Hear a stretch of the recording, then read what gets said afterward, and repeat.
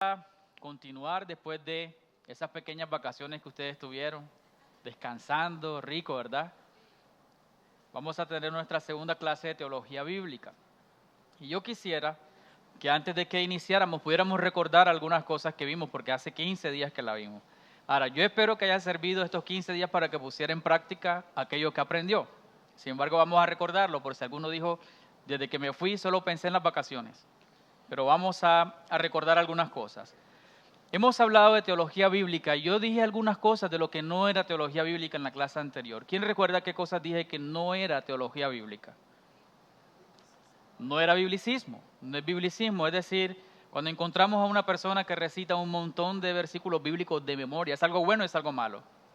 Es algo bueno. Pero ¿eso es teología bíblica?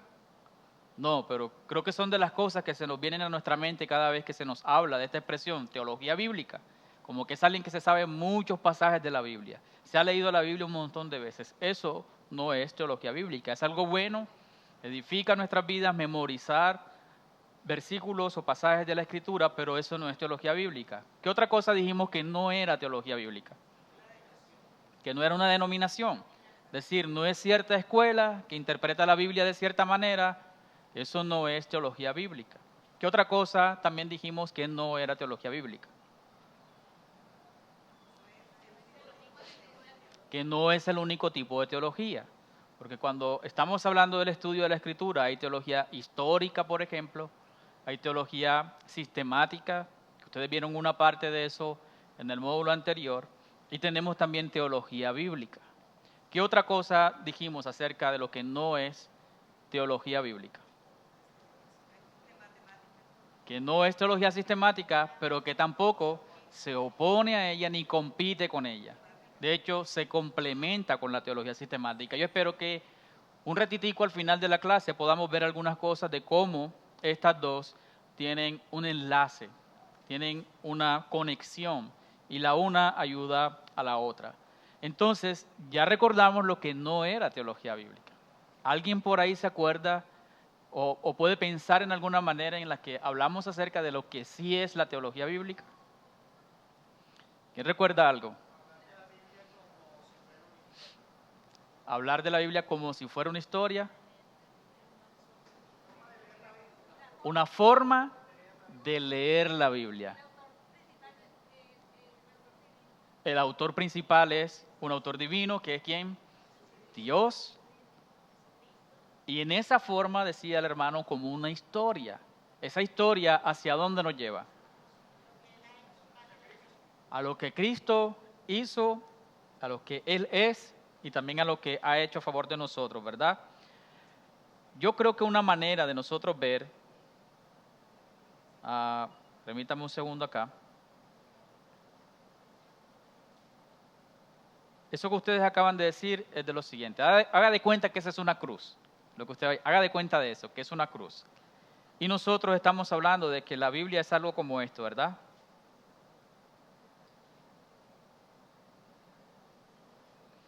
Todo lo que nosotros vemos en la Biblia, ¿qué hace? Apunta y se dirige ¿a dónde? A la cruz. Es decir, todo lo que se escribió antes de la cruz, ¿hacia dónde apuntaba? Hacia Cristo y su obra. Y también todo lo que está escrito de ahí en adelante, desde el evento de la cruz en adelante, ¿de quién fluye? ¿Desde dónde surge, nace y se habla? Desde Cristo y de su obra, ¿verdad? Creo que es una manera sencilla de poder verlo. Ahora, para recordarles que quizás también no estuvo en la clase anterior, esta fue nuestra definición, la teología, y es como una manera sencilla de poder definirlo, porque no es tan sencillo definir lo que es teología bíblica. Pero podemos pensarlo de la siguiente manera, que la teología bíblica es una forma de leer o estudiar la Biblia como una historia de un autor divino, que ya mencionamos es Dios, que culmina en quién es Jesucristo y en lo que Él ha hecho. Lógicamente para nosotros es lo que Él ha hecho. Para que en cada parte entonces de la Escritura sea comprendida en relación a esa historia. Es decir, la Biblia son varios libros, ¿sí o no? Pero al mismo tiempo es cada libro en una función y en una historia que no tiene nada que ver con la otra. No, son varios libros, pero al final conforman un solo libro. Es decir, no es como cuando usted va a la biblioteca y aquí hay un libro de un autor que habla de, no sé, contaduría, otro habla de ingeniería electrónica y como que nada de eso tiene que ver. No, en la Biblia todos los libros tienen un tema en especial, un relato en especial, un propósito único, pero al mismo tiempo está conectado con toda esa historia que hemos hablado. Entonces, cada vez que yo voy a la Biblia, ¿cómo yo debería leer la Biblia? ¿A la luz de quién? ¿O interpretar el pasaje a la luz de quién? De Jesucristo. No podemos interpretarlo sin que veamos a Jesucristo y su obra y no podemos hacerlo. Debemos interpretarlo a la luz de Jesucristo. ¿Por qué nosotros pensamos en teología bíblica? ¿Por qué leer la Biblia así? Porque yo lo dije en la clase anterior. ¿Qué argumento podríamos tener para decirle a alguien, mira, tú debes estudiar la Biblia siempre a la luz de quién es Jesucristo y lo que Él ha hecho? Y le vamos a decir, tienes que hacerlo porque, hazlo porque el pastor Haider una vez nos lo dijo en el curso de teología, en la clase de teología de la Biblia. ¿Por qué? ¿De dónde sacamos eso?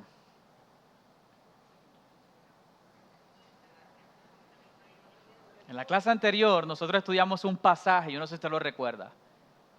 Jesús se le aparece a esos discípulos que van camino ¿a dónde? A Emaús, Lucas 24. Muy bien. Y ahí aprendimos que Jesús utilizó cuánto de la Escritura para decirle todo esto hablaba de mí.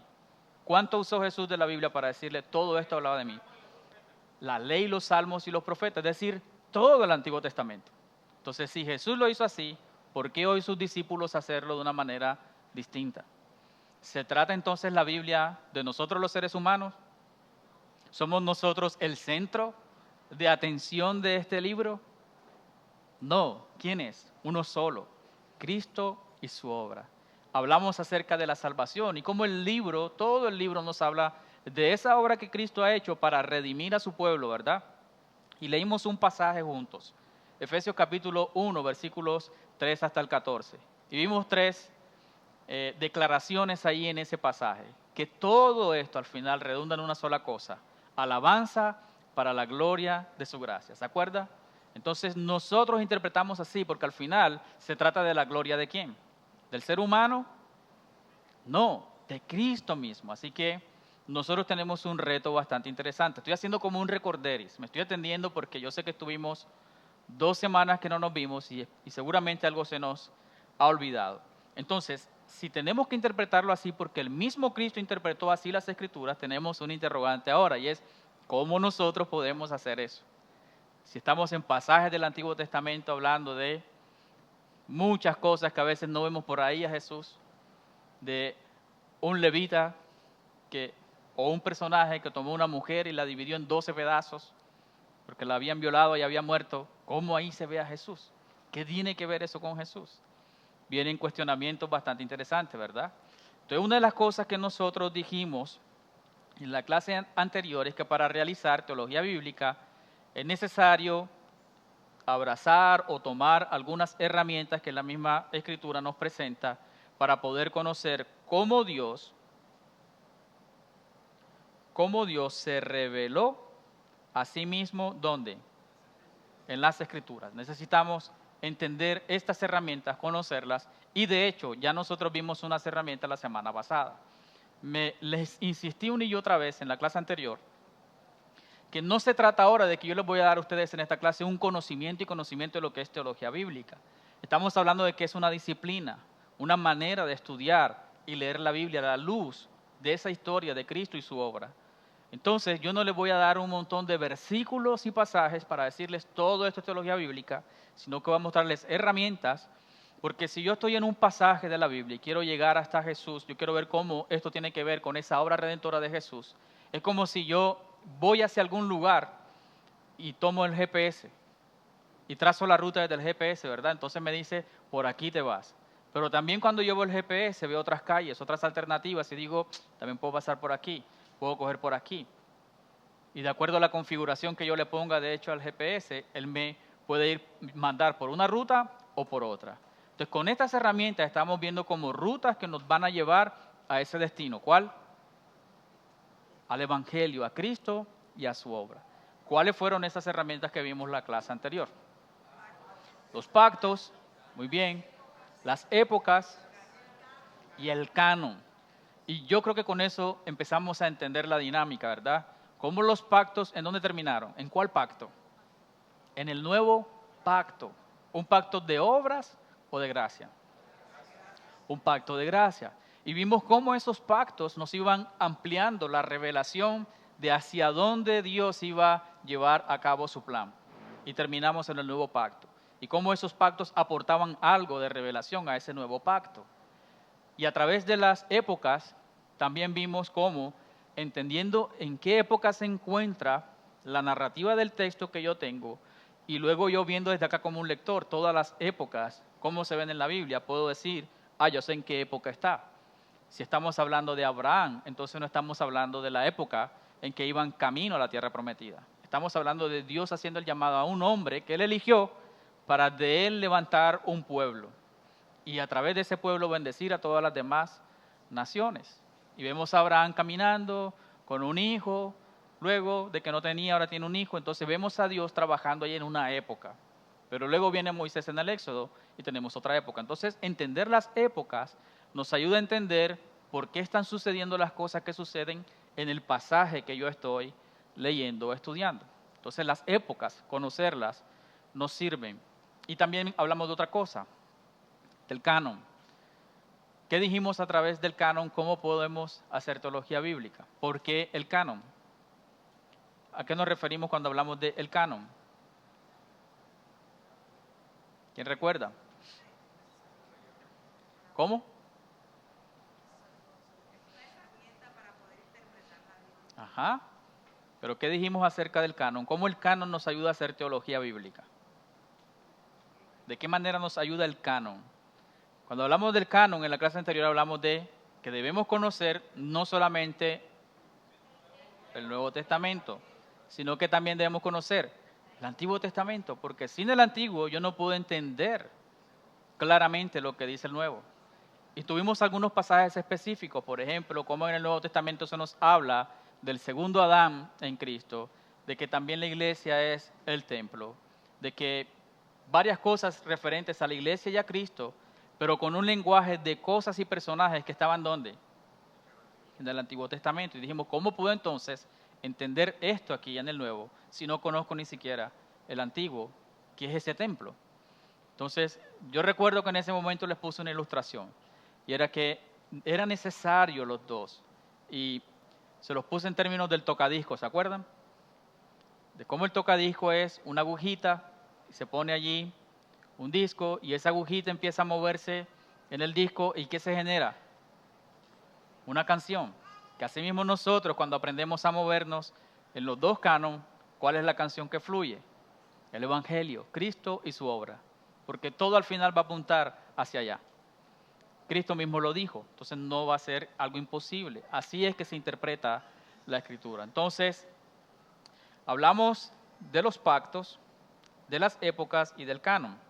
Y yo propuse que íbamos a hablar de 6 cosas, así que desde allí vamos nosotros a retomar en la clase de hoy. Vamos a hablar hoy de la profecía, la tipología y la continuidad. Recuerde, una vez más yo hago énfasis en algo, así como empezamos con los pactos.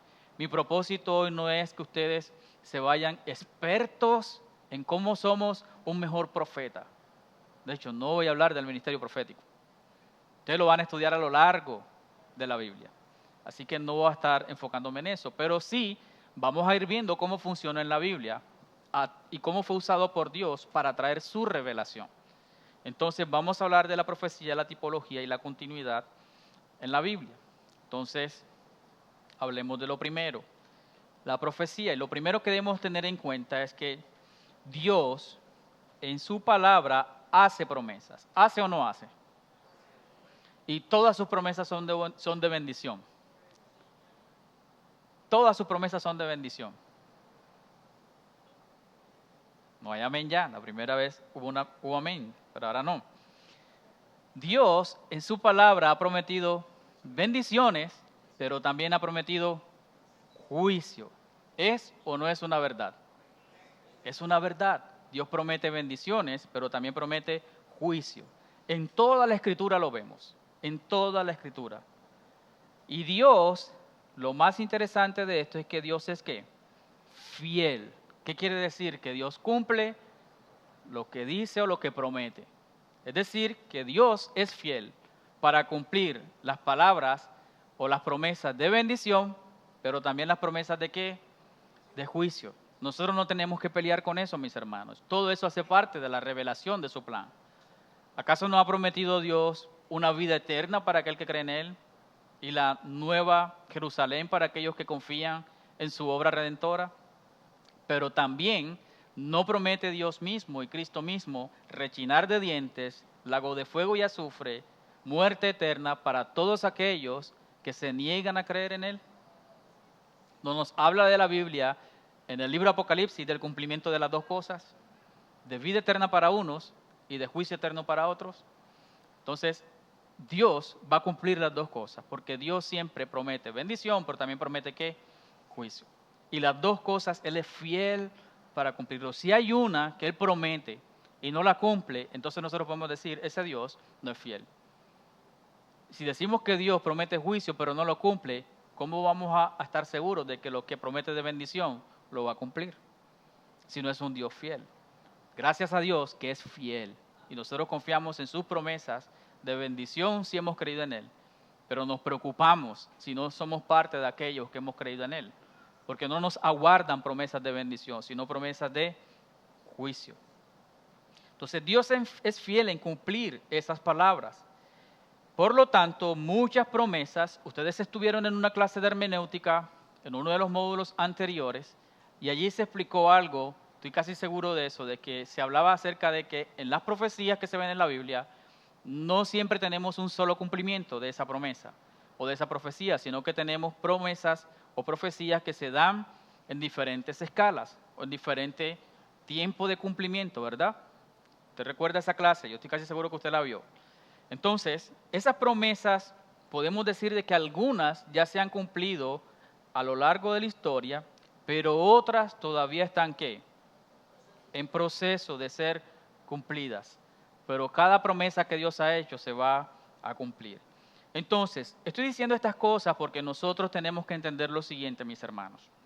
Estamos hablando de las promesas de Dios, de cuando Dios usó a hombres para decir, viene juicio porque ustedes no se han arrepentido de sus pecados. O, no se preocupen, hablamos de los pactos la clase anterior y vimos las promesas del nuevo pacto.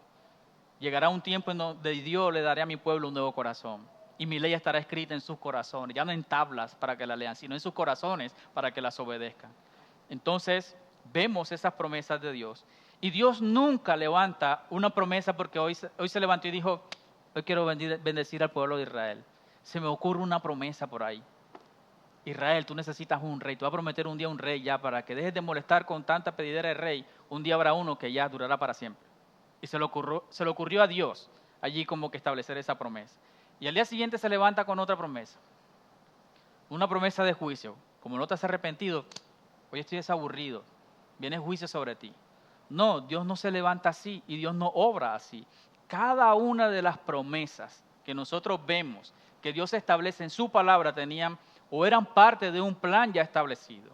Así que todas esas promesas están ligadas a un propósito suyo, único, planeado, sabiamente, perfectamente. Entonces nada de las promesas de Dios es al azar. Es decir, que cada vez que Dios usó a estos hombres, Dios tenía en mente un plan a través de esa promesa.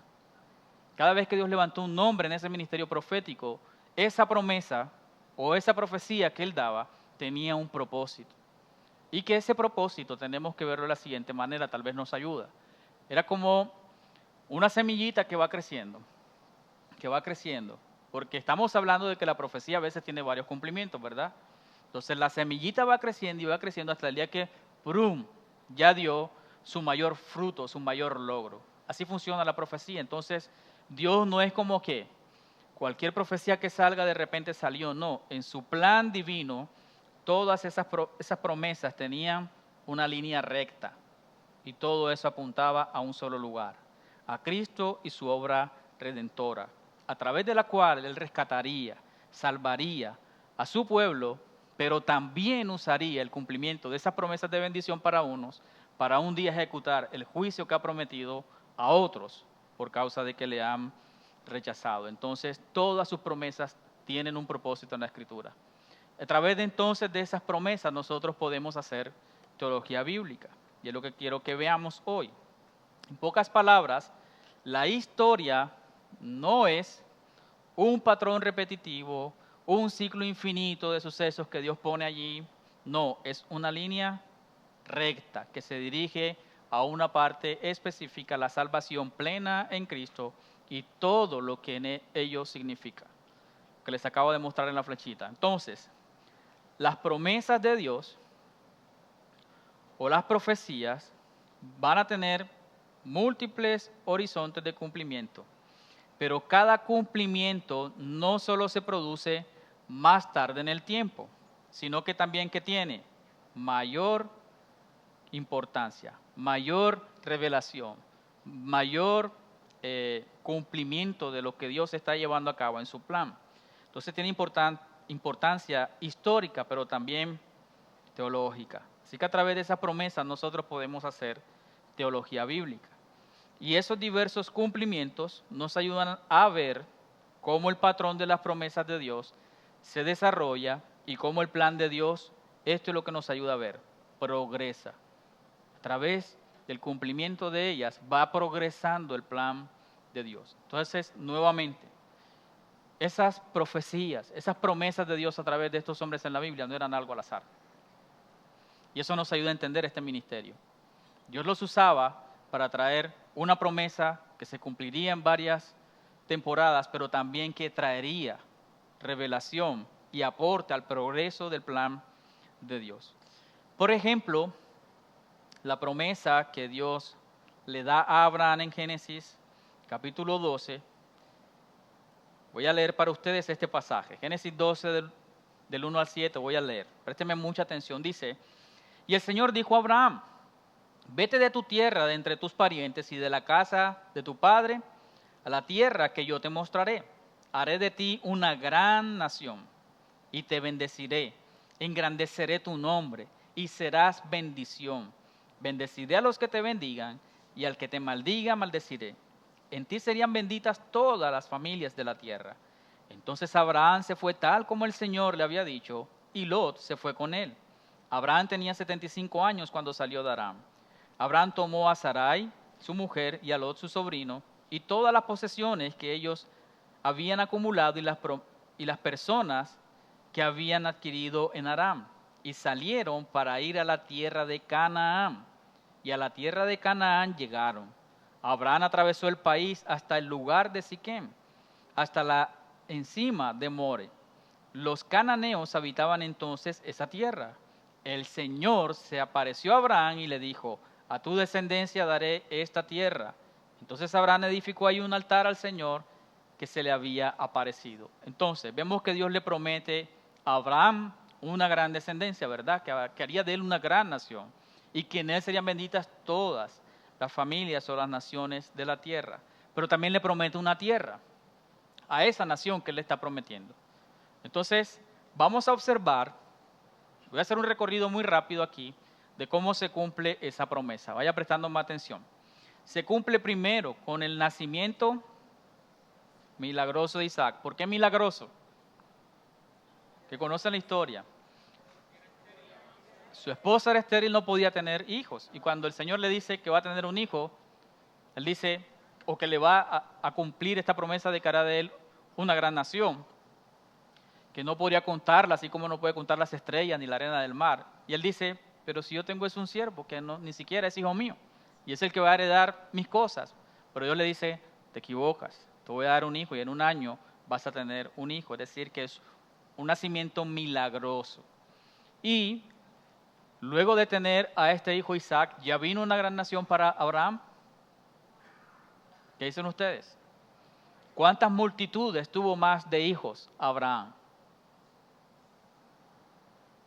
Dice la Escritura que vio enseguida cómo se multiplicó Su generación no, ¿verdad? Así que nosotros vemos que esto toma fuerza más bien ¿con quién? Con Jacob, porque ya en Jacob no son 2 hijos, sino ¿cuántos hijos? 12 hijos. Y esos 12 hijos forman 70 personas que entran a Egipto, pero salen de Egipto más de 2 millones de personas, es decir, que ya ahora hay un pueblo. Entonces se va llevando a cabo y recuerden que en Jacob Dios le cambia el nombre y termina siendo el nombre de la nación de Israel. Entonces toma fuerza con Jacob, pero se cumplió aquí ya esa nación que bendeciría a todas las familias de la tierra.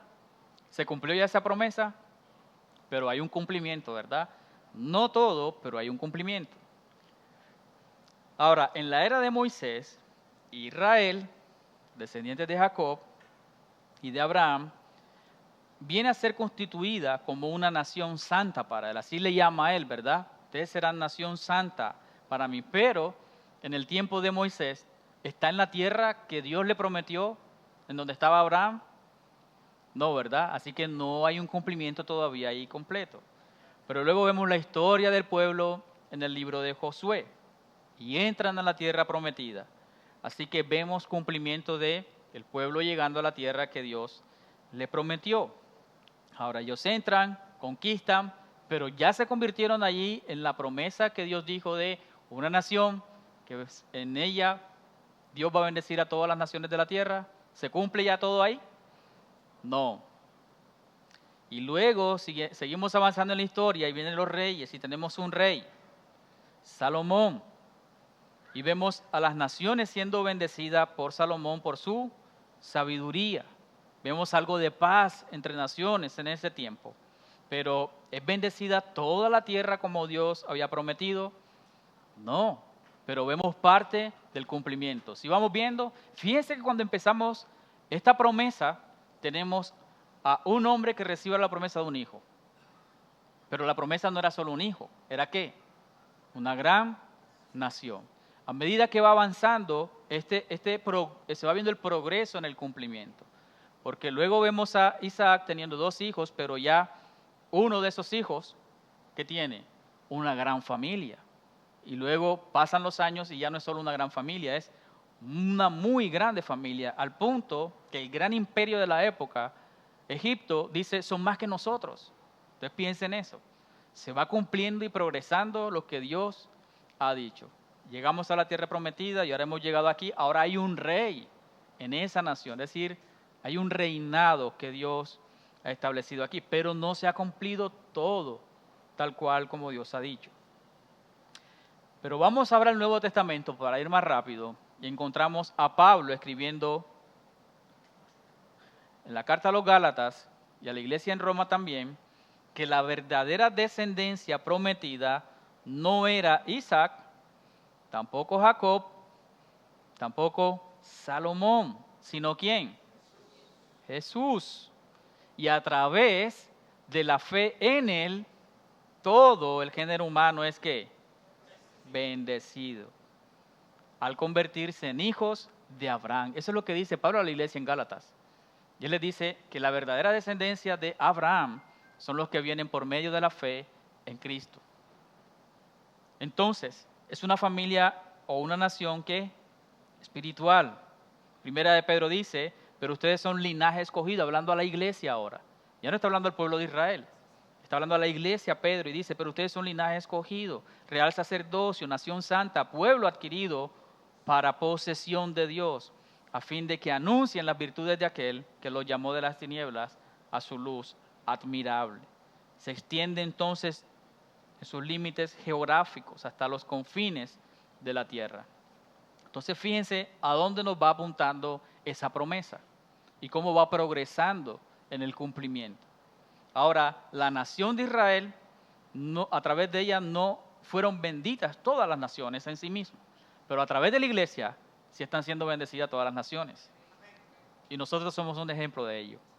Porque hoy hay hijos de Dios aquí, parte del linaje escogido que dice Pedro por la fe en Cristo. ¿Por qué? Porque la iglesia proclama el evangelio. Y como dice la escritura, de toda nación y de toda tribu se levantarán y toda lengua confesará que Él es el Señor. Entonces vemos cómo se va desarrollando el cumplimiento de esto en el progreso a través de una profecía. Ahora, aquí se cumplió, pero todavía no está todo. ¿Por qué? Hay más. Según Hebreos 4, según Apocalipsis 21 y 22, la promesa de una tierra y una gran nación bendecida por Dios tiene cumplimiento ¿dónde? En el nuevo cielo y en la nueva tierra que está por venir. Y podemos ver cómo nosotros, la iglesia, hoy somos, como el pueblo de Israel, aquellos que van camino ¿a dónde? A la tierra prometida. Entonces fíjense cómo esa promesa hoy, nosotros podemos decir, hemos visto un mayor cumplimiento en Cristo y a través de Cristo, pero a través de Cristo estamos esperando todavía lo que nos aguarda, un nuevo cielo y una nueva tierra. Entonces fíjense cómo hacemos a través de una profecía y su cumplimiento, ubicando esa semillita en la Escritura, cómo se va ampliando, nos lleva ¿a quién? A Cristo. ¿Y de dónde empezamos? Génesis. ¿Y terminamos dónde? Apocalipsis. Tremendo, ¿verdad? Una promesa que parece ahí como sencilla. Ah, qué chévere, le va a dar muchos hijos. No, él tenía no en mente a Abraham, tenía en mente ¿a quién? A Cristo y a su obra. Y todo lo que haría a través de Cristo. Entonces esa promesa apuntaba hacia allá. Y así es cada promesa que Dios trae, mis hermanos. Así es cada profecía que Dios establece. En su palabra podemos hacer una conexión de en dónde tiene más cumplimiento. Y usted ve en el Nuevo Testamento que los autores, por ejemplo, de los evangelios se encargan de decirnos, aquí se cumplió lo que el Señor le dijo al profeta tal. Si usted ha leído los evangelios, ha encontrado eso que el autor dice, aquí se cumplió lo que dijo el profeta Isaías. Hasta el mismo Jesús dijo, aquí se cumplió esto, cuando leyó Isaías en el templo. Entonces, ¿a dónde apunta? No a buscar nosotros ahí, vamos a veces a los profetas y queremos encontrar la promesa de bendición para mí, la promesa de bendición para nosotros. Y la mayor de todas es Cristo. Que leímos en Efesios, la clase pasada, que hoy el pueblo de Dios ha sido bendecido con toda bendición espiritual en los lugares celestiales, en Cristo Jesús. Entonces, nuestra mayor bendición, ¿cuál es? Cristo. Así que toda promesa, toda profecía al final, si la hacemos seguimiento, si la rastreamos, son como tesoros que vamos encontrando, ¿verdad? Esta profecía, mira dónde se cumple aquí. Y esta profecía ahora se cumple acá. Y wow, me va ampliando el panorama porque me está llevando ¿a dónde? A Cristo. Ahí es donde se despliega. Entonces, usted podría revisar quizás ya en casa cuántas veces nosotros vemos que se cumple la promesa de Dios a Abraham en Génesis 12. Y cada una es un cumplimiento real. Porque nosotros lo evaluamos o no lo evaluamos ahorita. ¿Vimos el cumplimiento en el nacimiento del hijo? Claro. Porque si no nace un hijo de Abraham, ¿cómo va a tener él una gran descendencia? Pero no estuvo completo allí el cumplimiento de la promesa. Luego que vino, otros hijos. Y de esos hijos, una familia muy grande. Y luego llegan a una tierra. ¿Ya están en la tierra? ¿Se cumplió todo? No. Pero vamos viendo que es un cumplimiento real, pero incompleto. Y que apunta a algo mejor que esa tierra. Porque no es la tierra de Canaán, es el nuevo cielo y la nueva tierra. Nuestra esperanza está ¿en dónde? No en una tierra que fluye leche y miel aquí, sino allá donde mora el santo, donde mora el Cordero inmolado, donde le veremos cara a cara, como dice el apóstol Pablo. Entonces, cada uno es un cumplimiento real, pero cada uno a medida que va avanzando, ¿qué es? Mayor. Porque vemos el progreso allí de la revelación de Dios y de su plan. ¿En quién? En Cristo Jesús. Entonces, con esto yo creo que, con este ejemplo, creo que basta para evaluar lo que es el tema de la promesa y el cumplimiento, ¿verdad? Profecía y cómo ésta se va desarrollando en su cumplimiento, cómo va progresando, cómo nos va ampliando la revelación y que nos apunta al personaje que hemos venido diciendo, al héroe de la historia, aquel que busca la Biblia mostrarnos a Cristo. Entonces, ¿funciona o no funciona esta herramienta para ayudarnos a hacer teología bíblica? Voy a recopilar algo que dije también en la clase anterior. Recuerde también de que esto no se trata de que yo diga, ay, a mí me encantó fue esa herramienta de la profecía. Y cada vez que voy a leer la Biblia necesito encontrar son las profecías. Eso es lo que me gusta a mí, para yo hacer conexión con Cristo y su obra. No, yo les puse el ejemplo de que esto es como el carpintero, el mecánico que tiene el tablero lleno de herramientas, ¿verdad? Y va a desarmar el motor y él no coge solamente, algunos lo hacen, solamente coge el cincel y el martillo. Pero si nosotros tenemos muchas herramientas, vamos a usar todo lo que necesitamos para poder desarmar eso. Asimismo también nosotros, para poder ver cómo la Biblia nos habla de Jesús en ese pasaje, yo debo usar la herramienta que yo necesite. Y si tengo que traerlas todas, las traigo todas, para ver con cuál veo mejor aquí el Evangelio, con cuál veo mejor aquí la conexión con Cristo y con su obra. Entonces recuerden que esto es herramienta.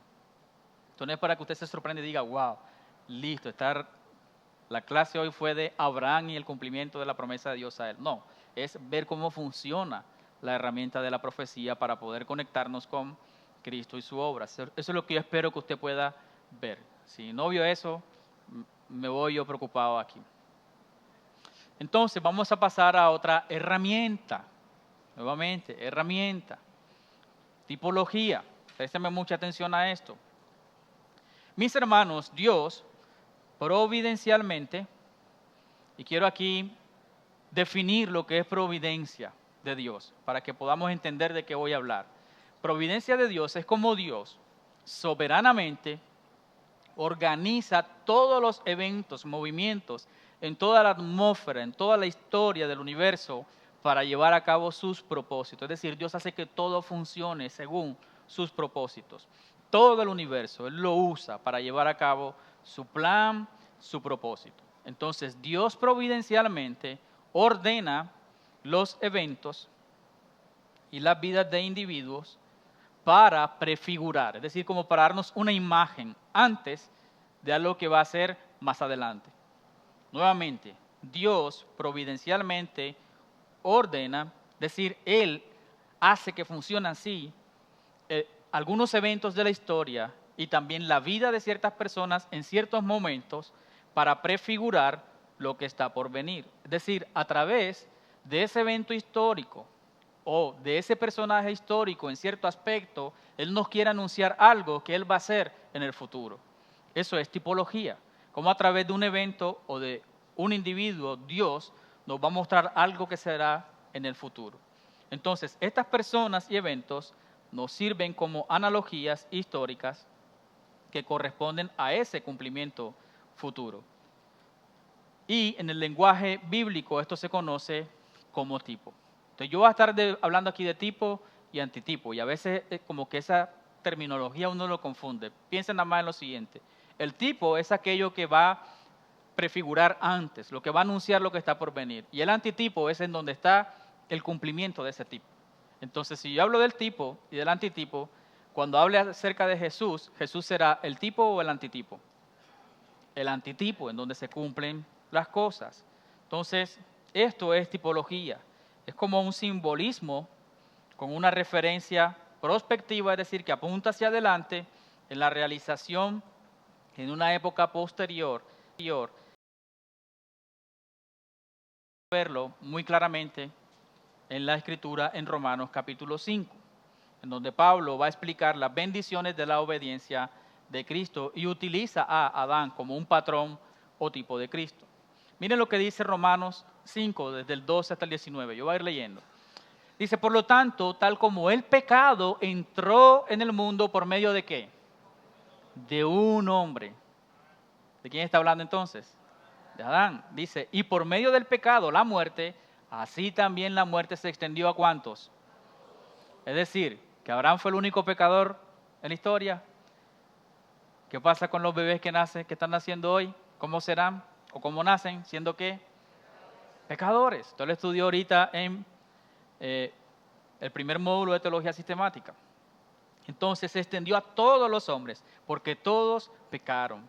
Pues antes de la ley había pecado en el mundo, pero el pecado no se toma en cuenta cuando no hay ley. Sin embargo, la muerte reinó desde Adán, porque al final en la historia de la Biblia nosotros vemos que todos fueron ¿qué? Muriendo. El libro de Génesis nos muestra genealogías. ¿Por qué? ¿Por qué nos mostraba eso? Murió. Y ahora va a hablar de su descendencia. Entonces, la muerte reinó desde Adán hasta Moisés, aún los que no habían pecado con una transgresión semejante a la de Adán, el cual es figura de aquel que ¿qué? Que había de venir. Avanzamos, dice, pero no sucede con la dádiva como con la transgresión, porque si la transgresión de uno, o por la transgresión de uno murieron los muchos, mucho más la gracia de Dios y el don por la gracia de un hombre específico. ¿Quién? Jesucristo, abundaron para los muchos. Tampoco sucede con el don como con lo que vino por medio de aquel que pecó, porque ciertamente el juicio surgió a causa de una transgresión, resultando ¿en qué? En condenación. Pero la dádiva surgió a causa de muchas transgresiones, resultando ¿en qué? En justificación. Por uno entra el pecado y la condenación, y todos ahora somos pecadores delante de Dios, y por uno en su obra de justicia entró la justificación. Y ahora nosotros podemos llegar ante Dios y decir, Señor, tú me recibes no por mí, sino por la justicia que me fue otorgada. ¿Por quién? Por Cristo. He sido justificado por Él. Y dice, porque si por la transgresión nuevamente de un hombre, ¿quién es? Adán, por este reinó la muerte, mucho más reinarán en vida por medio de un hombre, Jesucristo, los que reciben la abundancia de la gracia y del don de la justicia. Así pues, tal como por una transgresión resultó la condenación de todos los hombres, así también por un acto de justicia resultó la justificación de vida para todos los hombres. Porque así como por la desobediencia de un hombre, los muchos fueron constituidos pecadores, así también por la obediencia de uno, los muchos serán constituidos justos. ¿Estamos viendo ya ahí más o menos cómo funciona? Entonces, mis hermanos, lo que hace Pablo aquí no es algo que él se inventó de repente. Uy, a mí me parece chévere, voy a predicar el evangelio a la iglesia en Roma. Adán, se me ocurre una conexión con Adán aquí, que yo creo que si no creen en Cristo ahora y no se aferran a Cristo con esta ilustración, ¿con cuál será? ¿Cómo, se la está inventando? No, no es algo que surgió de repente de la imaginación.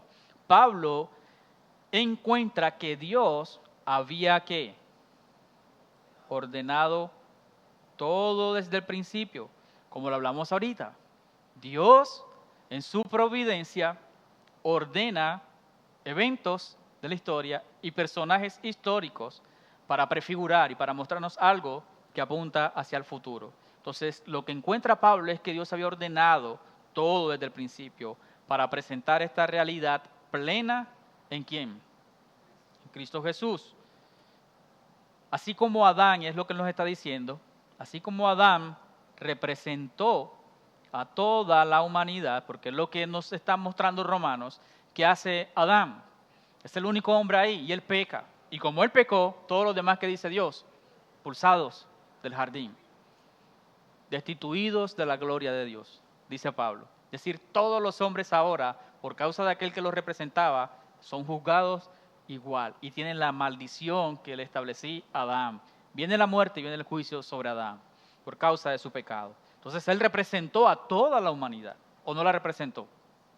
Él la representó, desobedeció y ¿qué vino? Condenación. Y así como Adán representó para traer condenación y muerte, Cristo, que en ese pasaje Pablo habla de que él, siendo el ¿qué? El segundo Adán, representó a toda la humanidad. Pero, a diferencia de Adán, obedeció, es decir, nunca pecó. Y por su obra, es decir, siendo él alguien que nunca pecó, fue a la cruz y satisfizo la ira de Dios allí. Entonces ahora por su obediencia, ¿qué pasa? Trae vida. ¿Qué vino con Adán? Muerte. Pero en Cristo, representando a su iglesia, ¿qué trae? Vida, perdón para todos aquellos que creen en Él, es decir, para su iglesia. Entonces, fíjense cómo hace aquí Pablo las cosas. ¿Qué está haciendo él? Trayéndonos un argumento en una correspondencia histórica en donde dice que Adán señala a otro. ¿Está señalando a quién? A Cristo. Adán es el tipo, un hombre que peca y hace que toda la humanidad entre en condenación, pero en Cristo, el antitipo, ¿qué sucede? Uno que fue perfecto, uno que fue obediente, y ese que murió para traer ¿qué? Vida. En su resurrección que trajo vida. Este nos dejó condenado sin esperanza, pero este que trae esperanza de vida eterna. Entonces, Cristo es el Redentor y el antitipo. Y a través de esto nos ayuda entonces Pablo a definir el significado de Cristo a través de Adán. Entonces Cristo no es una repetición de Adán, sino que Adán era un tipo en el cual Dios iba a decir, vendrá otro representante. Y eso nos recuerda también a la promesa que nosotros vimos en el pacto adámico, en donde Dios le dice, pero yo voy a traer una simiente de la mujer que le pisará la cabeza. Entonces fíjense cómo todas las cosas allí están entrelazadas. Entonces Cristo no es una repetición de Adán. ¿Qué hace Él? Él es un antitipo, porque hay una gran diferencia entre Adán y Cristo. Cristo es completamente diferente. ¿Qué hace Cristo? Completamente obediente a Dios. Y antes que traer muerte, trae vida a aquellos que están muertos. Cristo, en donde estaba la vida, Él trajo la muerte. Perdón, Adán, en donde estaba la vida, trajo muerte y condenación. Pero Cristo, a través de su muerte, trajo vida y salvación. Él es el antitipo, entonces. Entonces, fíjense que no es algo que se inventa Pablo. ¿De dónde lo saca él? De la misma historia de la Biblia, y es Dios inspirando a Pablo a mostrarle que Adán era un tipo de Cristo. Entonces, nosotros podemos encontrar varios ejemplos de esto. Por ejemplo, cada vez que vamos al libro de Hebreos, se nos habla, por ejemplo, en Hebreos capítulo 7, de que Cristo fue el sumo sacerdote, pero también fue el Cordero, que se ofreció una sola vez y para siempre. Entonces vemos ahí tipo en este rol que es el sumo sacerdote. Ahora, hay una pregunta aquí bastante interesante que nos surge y es, bueno, entonces si a través de los tipos yo puedo hacer teología bíblica, ¿cómo yo entonces puedo identificar cuando un evento o un personaje es tipo de Cristo de una manera legítima? ¿Cómo yo hago para decir, este es un tipo y tal vez no estar abusando del texto o espiritualizando ese texto, sino hacerlo de una manera legítima? Bueno, entonces yo les voy a presentar 3 cosas. Primero, la misma escritura nos da a nosotros como textos en donde podemos ver que hay un tipo que el mismo Espíritu Santo nos está mostrando. Porque lo que acabamos de ver en Romanos es Pablo siendo inspirado por el Espíritu Santo mostrándonos un tipo. Entonces, usando los mismos que usa la Biblia. En este caso usamos ¿cuál? Que usó Pablo en la carta a los romanos. Pero podemos encontrar en Hebreos, en otros pasajes del Nuevo Testamento en donde esto se ve. Entonces, usemos lo que dice la misma Biblia y no los inventamos así. Ahora, debemos considerar cuando estamos evaluando si aquí hay un tipo o no es un tipo, 3 cosas. Y aquí nuevamente, así como hablé de las herramientas, no podemos decir, hallé una donde sí encaja, entonces es un tipo. No, deben cumplirse las 3 para poder decir, creo que legítimamente allí hay un tipo. Entonces, lo primero que debemos considerar es que debe haber un parecido o una analogía real, es decir, histórica. No puede ser algo que yo me invente, como que no está en la Biblia. No, ¿Adán era o no era un personaje histórico?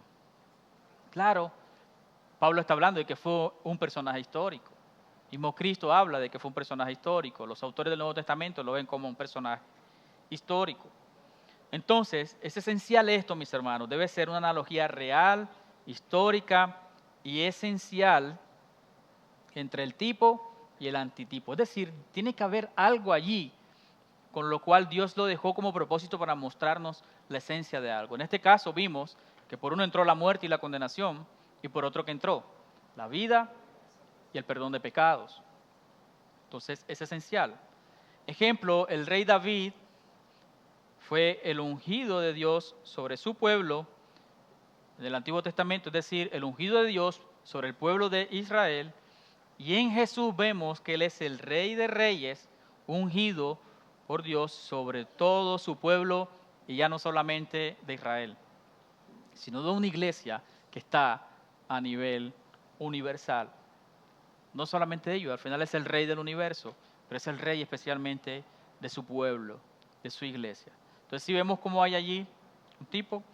Ahora, es importante nosotros entender algo. Cuando hablamos de un personaje, en este caso el rey David, porque estamos viendo algo positivo que apunta como tipo hacia Cristo, no podemos asumir que todo lo que este personaje hizo es un tipo de Cristo. Porque David no en todo lo que hizo es un tipo de Cristo. porque entonces diríamos que Jesús o pecó, o cómo vemos ahí la relación entre el pecado de David, que fue poquito, ¿verdad? ¿O fue mucho? Muchísimo. Entonces, ¿cómo vemos esa relación ahí? Bueno, que cuando hay un personaje que es tipo, es en algo en específico en donde él es tipo de Cristo. En este caso, como rey, como aquel que gobernó sobre su pueblo en las batallas, en las luchas para proteger al pueblo. Así es, Cristo, Él venció la muerte, venció el pecado. Entonces, no es lo mismo vencer a un ejército de hombres que está atacando al pueblo que vencer a la muerte y vencer al pecado. Entonces, Cristo supera, su victoria supera las victorias que pudo haber tenido David. Entonces, debe haber un personaje real y una analogía real. Segundo, el tipo debe ser diseñado providencialmente para prefigurar a la última actividad redentora. Es decir, no puede quedarse en que, bueno, este tipo y como que yo voy aquí, el tipo, y esto se conecta con Malaquías, con el profeta Malaquías. Parece que hay un tipo con el profeta Malaquías. No, me debe llevar hacia dónde? Hacia Cristo y su obra redentora. Si no pasa de aquí, entonces no veo allí qué era lo que Dios estaba haciendo. Entonces recuerden que hablo nuevamente aquí de providencia y es, yo debo ver que Dios lo dejó en su palabra con el propósito de mostrarme aquí algo prefigurando de lo que iba a ser en el futuro. Entonces Dios lo dejó allí, yo debo ver eso muy claramente, que se iba a cumplir en Cristo, en su obra redentora. No puede ser una similitud allí que yo encontré como que bueno, y mira que en la barca, el arca de Noé tenía varias puertecitas, y si tú prestas atención, por esas puertecitas va a entrar la luz. Entonces quiere decir también en la Biblia, que en el Nuevo Testamento, que Cristo es la luz del mundo, y ahí yo puedo ver un tipo entre la barca. No.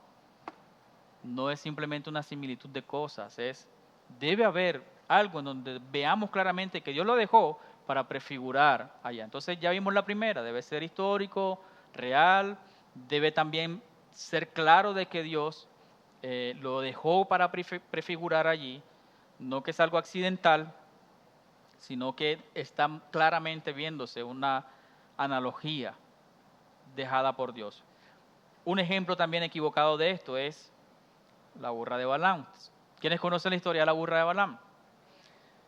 Balaam es un hombre que encontramos en Números, capítulo 22, un hombre necio. Se le pide que, supuestamente es un profeta, y se le pide que traiga una maldición sobre el pueblo de Israel.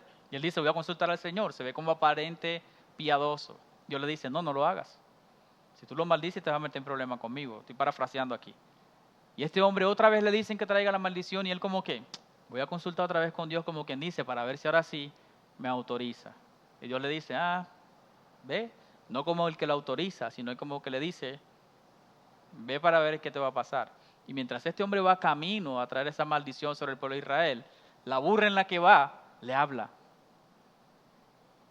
Y este hombre es tan necio, habla con la burra, en vez de salir corriendo. Pero habla con la burra y nosotros diríamos entonces, esa burra reprendió al falso profeta, al falso maestro. ¿Y qué hizo Jesús en el Nuevo Testamento? ¿A quiénes reprendió? A los falsos maestros. Entonces ahí está la tipología. La burra, Cristo, que reprende falsos maestros. No, porque aquí es donde aplicamos la hermenéutica que usted también aprendió en el primer módulo. Yo debo conocer el contexto. Y en el contexto, aquí no es hablar de la burra, sino hablar de lo necio que era ¿quién? Balaam. Entonces no podemos encontrar aquí una conexión con la burra. Pero eso fácilmente nos puede engañar, ¿verdad? Y nos vamos corriendo allá a encontrar parecidos y cosas. Entonces, a diferencia de un simple símbolo que representa una idea, este es el tercer punto, o verdad en general, un tipo por naturaleza debe esperar que se cumpla su antitipo, y no solamente que se cumpla su antitipo, sino que ya se debe cumplir ¿cómo? Con un mayor cumplimiento, como lo vimos en el rey David. Fue un rey, gobernó sobre el pueblo, y Dios lo usó para traer victoria sobre su pueblo, pero en Cristo se cumplió eso ¿de qué manera? Más gloriosa. Siempre el tipo se tiene que cumplir en mayor, en gran escala, exponencialmente, trasciende el cumplimiento en Cristo. No puede ser como que fue muy parecido, no. Debe ser algo superado en Cristo. Cristo trajo salvación y vida eterna. A diferencia de Adán, trajo muerte y condenación. Y reina y reinará sobre su iglesia y garantiza a Cristo que su iglesia va a llegar a la tierra prometida. Entonces vemos aquí nosotros otro tercer punto para poder evaluar si el tipo que yo estoy haciendo es correcto. Entonces, mis hermanos, yo creo que con esto podemos salir al break porque ya me corrí ahí 2 minuticos. Vamos a salir al break y regresamos para allá. Esto aquí de que una de las cosas que debemos evaluar en cuanto al tipo es de que nos dice de que no es solamente una diferencia de símbolos que lo que debemos buscar, sino que es un cumplimiento mayor de lo que estamos viendo en el tipo, tiene que verse en el antitipo como un cumplimiento mayor. Y un ejemplo de eso, por ejemplo, es lo siguiente. ¿Vemos nosotros sangre en el Antiguo Testamento? Sí, ¿verdad? Y se nos presenta la sangre como que es símbolo de vida en general, desde Génesis capítulo 4, con la muerte de Abel. Estamos viendo ese principio que Dios establece. Ahora, ¿nosotros vemos a Cristo derramando su sangre? Sí, ¿verdad? Pero ¿es eso un tipo enseguida entonces en cualquier parte que yo vea sangre en el Antiguo Testamento voy enseguida corriendo a decir, claro, sangre, la sangre es vida en el Antiguo Testamento, entonces Cristo da vida, entonces hay un tipo allí? No necesariamente, de hecho la sangre no es el tipo en sí mismo. Sin embargo, nosotros sí vemos que se derrama sangre en el Antiguo Testamento para poder perdonar pecados y para poder colocar al hombre o al pueblo de Dios en una comunión correcta con Dios. Entonces, por eso nosotros vemos que se sacrifican animales, se sacrifican corderos, ¿verdad? Entonces, en ese sentido, el cordero sacrificado, cuya sangre se derrama y ellos como sustituto del pecador, ese sacrificio sí hace un tipo con Cristo. Fíjense lo que está pasando aquí. Tenemos un animal que es culpable o inocente. Inocente, pero está ocupando el lugar de un culpable y está derramando su sangre para que el perdón del culpable pueda llegar. Entonces, esto, nosotros podemos decir de que en cuanto a esto, el tipo no es la sangre, sino el sacrificio como tal del cordero inocente. Y esto yo no me lo estoy inventando. Esto nos da la misma escritura, porque en Hebreos, capítulo 7, versículos 26 al 27, dice el autor lo siguiente. Dice, porque convenía que tuviéramos tal sumo sacerdote, santo, inocente, inmaculado, apartado de los pecadores y exaltado más allá de los cielos, que no necesita, como aquellos sumos sacerdotes, ofrecer sacrificios diariamente, primero por sus propios pecados y después por el pecado del pueblo, porque esto Jesús lo hizo una vez y para siempre, cuando Él se ofreció a sí mismo. Eso dice Hebreos. En otras palabras está diciendo esto. Ahorita ustedes van a estudiar el Pentateuco y se van a dar cuenta que Dios establece el sacerdocio. Y dentro del sacerdocio Él llama a algunos para que sean sumos sacerdotes, que son los encargados de ofrecer un sacrificio por el pecado de todo el pueblo una vez al año. Solo ellos podrían entrar al lugar santísimo una vez al año. Y para poder entrar y presentar ese sacrificio por el pueblo, como ellos también eran pecadores, ¿qué tenían que hacer? Primero ofrecer un sacrificio por ellos mismos. Pero el autor de Hebreos dice, Cristo es diferente a ellos. ¿Por qué? Porque Él fue el gran sumo sacerdote que no tuvo que presentar un sacrificio por Él mismo y por su propio pecado, sino que por el contrario se ofreció incluso Él por el pecado de su pueblo. Entonces vemos aquí a Cristo, ¿un culpable o un inocente? Un inocente, uno que nunca pecó, a ofrecerse por los pecados de todos nosotros. Así que ahí sí vemos el tipo en Cristo, en el sacrificio del inocente, ocupando el lugar del que era culpable. Aquí vemos un tipo de Cristo. Entonces, ahorita que están en el Pentateuco, yo espero que usted vea a Levítico como un gran libro y no como a veces lo vemos, un libro de, ay, ¿cuándo se acaba este tanto ritual y tanto sacrificio? Todo eso, cómo apuntaba hacia allá. Yo espero que usted cambie la perspectiva de libros como Levítico. Pero sí vemos cómo es mayor también aquí, porque la idea es mostrarles esto, cómo es mayor en el antitipo como quien dice, el efecto de lo que quiere hacer. ¿Qué pasaba con el tipo en el Antiguo Testamento? ¿Cada cuánto se ofrecía el animal? Ahora, no era el mismo animal, otro animal, y otro animal, y otro animal. Imagínense esa dinámica. ¿Era posible de que ellos pasaran todo el año y no pecaran mientras llegaba el otro sacrificio por el perdón de sus pecados? Yo pienso que muchas veces estaban ofreciendo el sacrificio ya por el pecado de ellos y ya estaban pecando ellos acá afuera. Entonces imagínense, estaba terminando el sacrificio y decían, ya necesitamos que llegue el sacrificio el otro año. Pero, a diferencia de ese sacrificio, que tenía que volver y repetirse, Cristo ofreció un sacrificio una sola vez para siempre. Y por eso ya no tenemos que ofrecer sacrificios, mis hermanos, porque el sacrificio perfecto ya se ofreció. El que llevó todas las cargas y todos los pecados de nosotros, ya se ofreció y fue Cristo.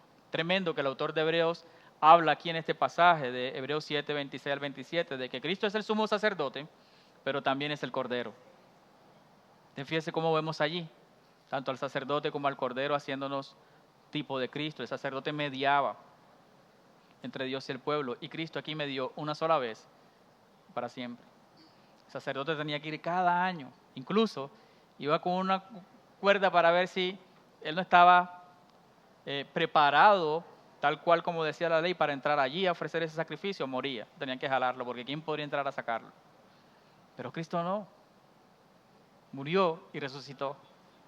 Entonces, mis hermanos, vemos aquí como en el tipo yo debo evaluar si realmente el efecto es mayor, o es mayor lo que yo veo que sucede con el antitipo. En este caso, ¿es mayor o no es mayor lo que hace el antitipo? Es mayor. Creo que el ejemplo es bastante claro, ¿verdad? Otra cosa que nosotros vemos en la Biblia, aparte de la profecía, de los tipos, también es la continuidad o discontinuidad. ¿Qué quiero decir con esto? Que en las Escrituras se nos presentan movimientos, como que entre lo que es la sombra y la realidad, lo que significa que no solamente hay continuidad, sino que también hay discontinuidad. Es decir, a medida que nos movemos a través de épocas, nosotros vamos a ver que había lo que iba dándose continuamente, pero ahora ya, eso llegó hasta aquí. Entonces debemos entender cuando estoy en el lado de la continuidad o en el lado de la discontinuidad. Eso me ayuda a mí también a ubicarme y a entender por qué están pasando ciertas cosas. Por ejemplo, si estamos hablando ahorita del caso de Hebreos, un solo sacrificio, una vez y para siempre, ¿qué cosas dejan de suceder entonces con ese sacrificio? Que ya no hay más sacrificios ofrecidos en un altar por el perdón de pecados. Recuerden que se rasgó el velo con su muerte. Y por eso el autor de Hebreos nos dice, ahora podemos entrar confiadamente al trono de la gracia. Entonces fíjense cómo hay, si nos vamos hasta antes del evento de la cruz, había una continuidad en esos sacrificios. Pero ya hubo un sacrificio perfecto. Ya no se necesitan más sacrificios, como dice también el autor de Hebreos. No podemos volverlo a crucificar. Entonces, ¿qué hay una ahí? Discontinuidad. También dependiendo de dónde yo me encuentre. Por ejemplo, también tenemos las promesas de Dios del pacto davídico, que le prometió o que afirma a Dios un descendiente de quién? De David, que se sentará en el trono ¿cuánto tiempo? Para siempre, ¿verdad? Y vemos en el Nuevo Testamento que se afirma ese cumplimiento ¿en quién? En Cristo, quien es el Rey inmolado, resucitado y ascendido en majestad. ¿Y qué dice la Escritura? Que se le ha dado ¿qué? Toda autoridad en el cielo y en la tierra, sobre lo que podemos ver y sobre lo que no podemos ver. Es decir, Él ahora está reinando. Su reinado todavía no está establecido de manera perfecta y completa, pero ya Él es el Rey sobre todas las cosas. Está a la diestra del Padre. Entonces ya ese Rey llegó. ¿Se sigue esperando un descendiente que reine? No, ¿por qué? Porque ya vino ese Rey. Ya se estableció, entonces no estamos ya esperando un rey. Y depende entonces de dónde nos encontremos en la Escritura, vamos a encontrar continuidad o discontinuidad de esto. Si estamos antes de la venida de ese rey, ¿en qué tiempo estamos? En la continuidad de la espera de la promesa. ¿Qué están esperando hoy los judíos? Que se cumpla esa promesa de ese rey. No han entendido todavía de que ese rey era Cristo, porque ellos esperaban un rey diferente, que gobernara en esta tierra, que tuviera victorias en batallas como lo hizo David. No entienden que la victoria que ellos necesitaban era sobre el pecado que los condenaba, la maldición que tienen por causa de la desobediencia. Entonces la promesa de una dinastía sin fin de David se cumple finalmente a través del reinado eterno del Mesías. Y de eso nos habla el autor del Evangelio de Mateo, que Él es el Rey, Él es el Mesías, que habría de venir. Entonces, así sucede, por ejemplo, entre el nuevo pacto y el pacto mosaico. Hasta antes de Cristo, ese pacto estaba maldiciendo, ¿verdad? Y trayendo muerte.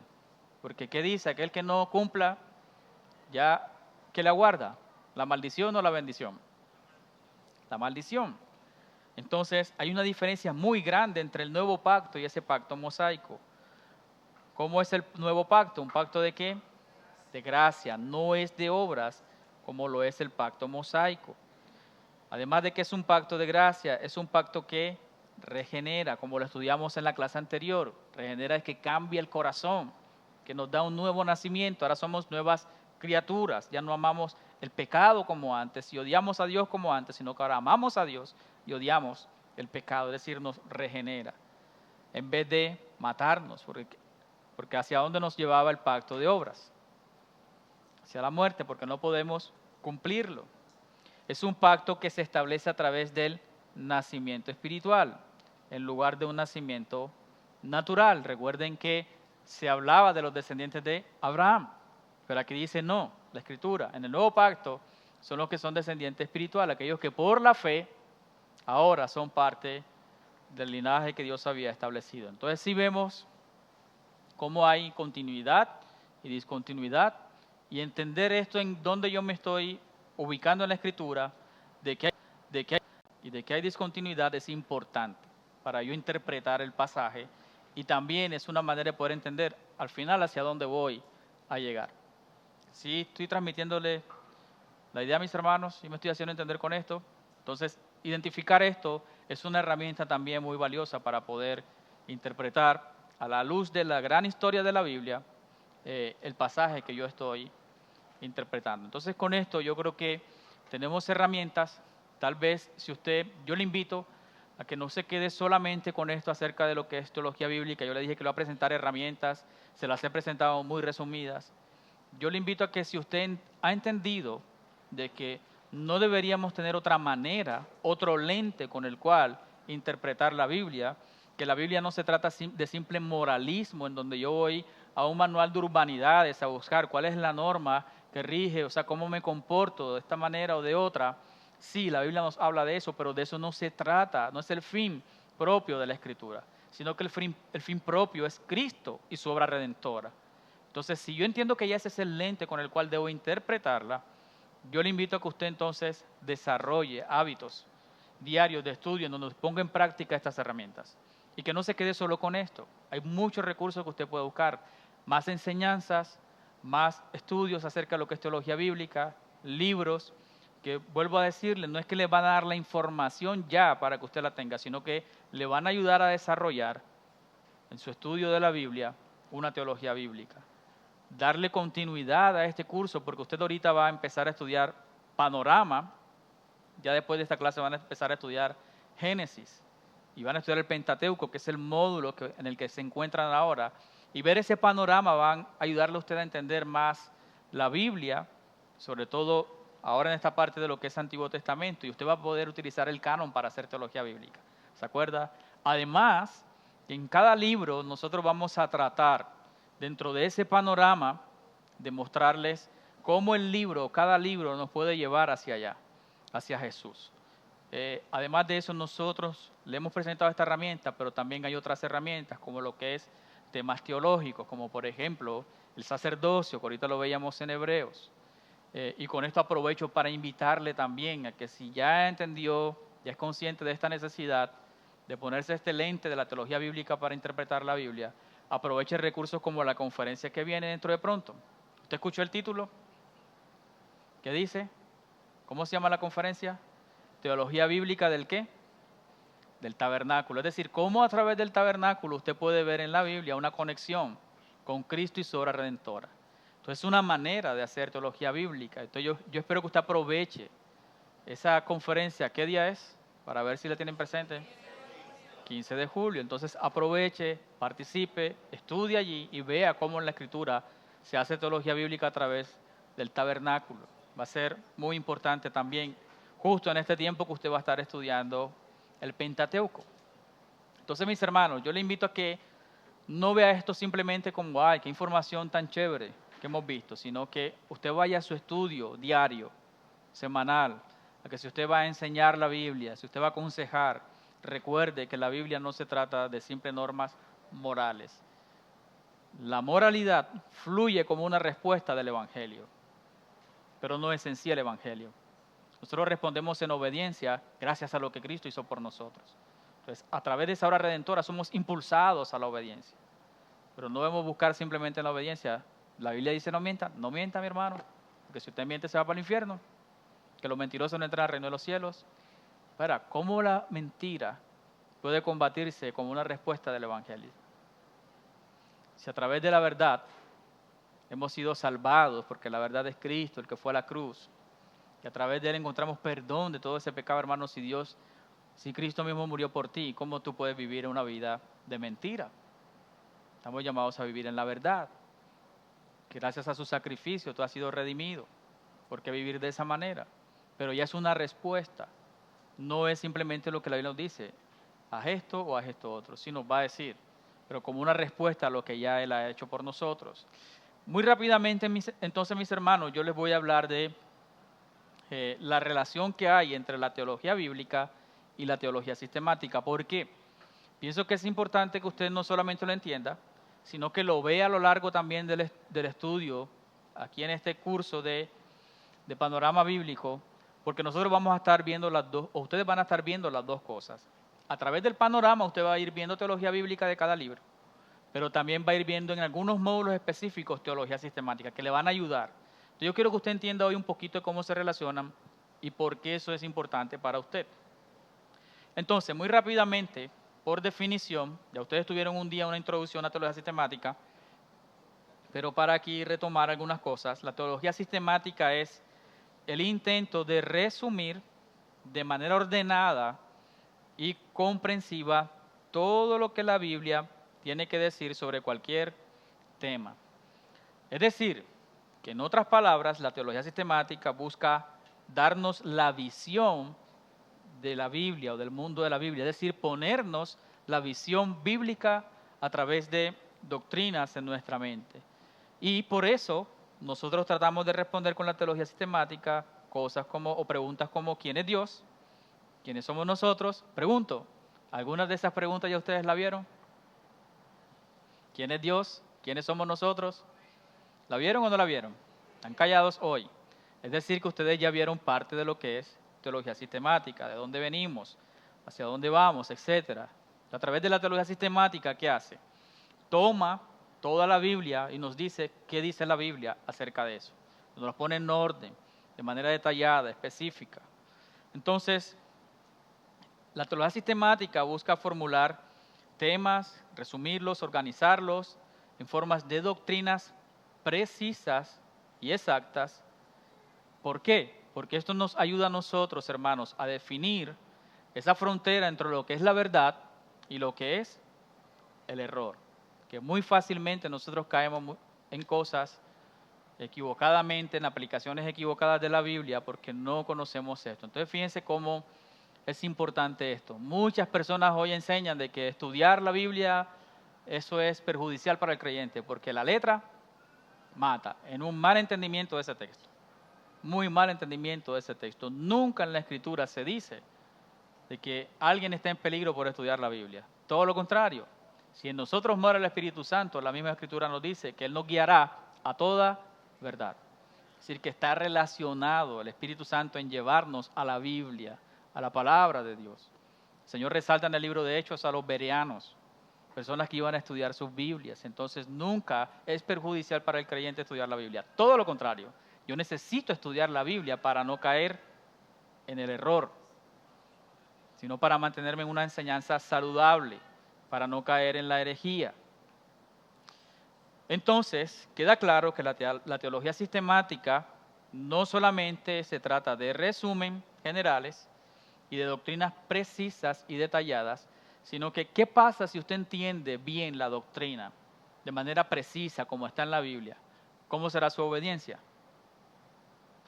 Precisa. Si usted la obedece así, entonces estará obedeciendo bien la palabra. A veces nosotros estamos obedeciendo cosas que realmente no están agradando a Dios, pero en nuestro pensamiento estamos obedeciéndolo porque estamos aplicando mal la Escritura. ¿Por qué? Porque interpretamos mal.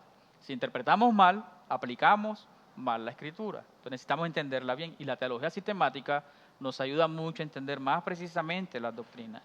Entonces no solamente nos da conocimiento la teología sistemática, sino que nos ayuda a que podamos aplicar fielmente lo que dice la palabra de Dios en nuestras vidas. Entonces, eso es más o menos lo que es teología sistemática, las doctrinas allí agrupadas, presentándose de manera precisa. ¿Es diferente o no es diferente a lo que es la teología bíblica? ¿Qué es la teología bíblica? Recuerda esta frase, el lente. Ya, con eso se va usted a acordar. Entonces es la forma en que yo voy a interpretar o a leer o a estudiar la Biblia como una historia. Es decir, se trata de Cristo y su obra, la Biblia. Entonces miremos algunas cosas muy rápidamente de cómo se relacionan la teología bíblica y la teología sistemática. Primero que quiero decirles es que están relacionadas a través de una trayectoria de común de autoridad. Pregunto, ¿cuál es la fuente en la cual se basa o a la cual se somete la teología sistemática cuando establece sus doctrinas? ¿De dónde la saca? ¿Del pensamiento del filósofo de la época? No, de la Biblia. Eso es lo que hace la teología sistemática, decirnos, la Biblia es esto. Usted estudió bibliología, por ejemplo, que es el primer aspecto de la teología sistemática. La autoridad máxima, ¿cuál es? La misma Biblia. Entonces, ¿de dónde fluye el argumento que saca la teología sistemática para establecer la doctrina? Es de la misma Biblia. Así que, ¿de dónde debe salir cada argumento que nosotros tenemos acerca de Dios y de cómo obedecerle? De la Biblia. Eso hace la teología sistemática. Ahora, ¿cuál es la fuente de autoridad de la teología bíblica? Recordando de que es la manera en que debemos estudiar la Biblia como una gran historia. ¿Cuál es la fuente de autoridad para interpretar la Biblia según la teología bíblica? Es la misma Biblia. Usamos textos ahorita de las herramientas de ¿dónde? La misma Biblia, pero sobre todo usamos la enseñanza de Jesús que nos dice de que la Biblia se debe interpretar a la luz del mismo. Pero es del pensamiento de nosotros, de cómo nosotros vemos a Jesús en cada pasaje, no, a la luz de la misma Biblia. Debe ser la misma Biblia la que nos dé las respuestas a lo que es la teología bíblica.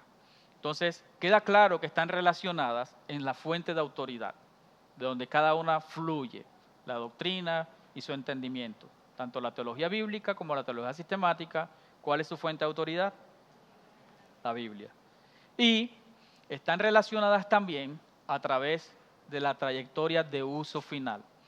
Es decir, que cada una al final nos quiere llevar a nosotros no solamente a que conozcamos lo que la Biblia dice, sino que respondamos en una obediencia correcta a Dios. ¿Qué hace la teología sistemática? Decirnos, esta es la doctrina, y si esta es la doctrina de una manera precisa, ¿cómo debemos tú y yo vivir conforme a esa doctrina, si así lo dice la Biblia?